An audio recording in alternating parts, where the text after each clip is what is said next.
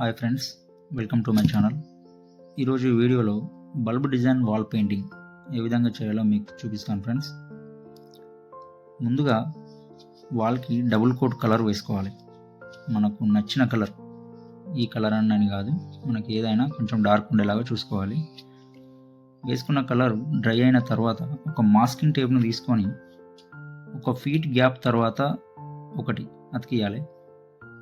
వాల్కి ఒకటి పొట్టిగా మరొకటి పొడవుగా ఉండేలాగా చూసుకోవాలి.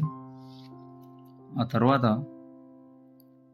రాయల్ వైట్, ఏషియన్ పెయింట్లో రాయల్ వైట్ తీసుకొని స్ప్రే గన్నుతో మనం అతికించిన మాస్కింగ్ టేప్కి లెఫ్ట్ సైడ్ రైట్ సైడ్ ఒక హాఫ్ ఇంచ్ స్ప్రెడ్ అయ్యేలాగా స్ప్రే చేసుకోవాలి.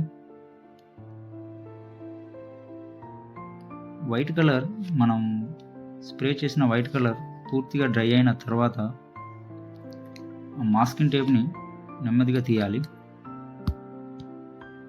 ఈ డిజైన్కి కంపల్సరీ ఎయిర్ కంప్రెషర్ కంపల్సరీ ఉండాలి ఫ్రెండ్స్, ఎందుకంటే ఈ డిజైన్ స్ప్రే వర్క్ మీదే ఆధారపడి ఉంటుంది కాబట్టి కంపల్సరీ కంప్రెషర్ అనేది కంపల్సరీ ఉండాలి.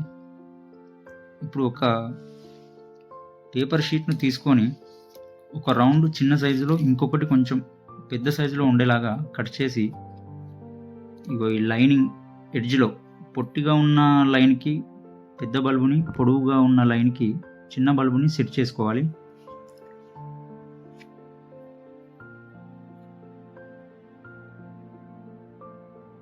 వాల్కి స్ప్రెడ్ కాకుండా వీలైతే న్యూస్ పేపర్ కూడా కవర్ చేసుకోవాలి.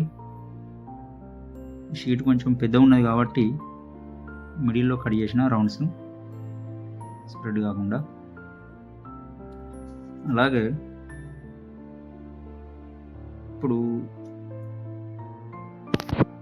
ఒక ఫ్లయింగ్ బర్డ్స్ స్టెన్సిల్స్ మనకు ఫ్లిప్కార్ట్లో కానీ అమెజాన్లో కానీ దొరుకుతాయి. ఇవి తీసుకొని వాల్కి కూడా స్ప్రెడ్ కాకుండా న్యూస్ పేపర్ తోటి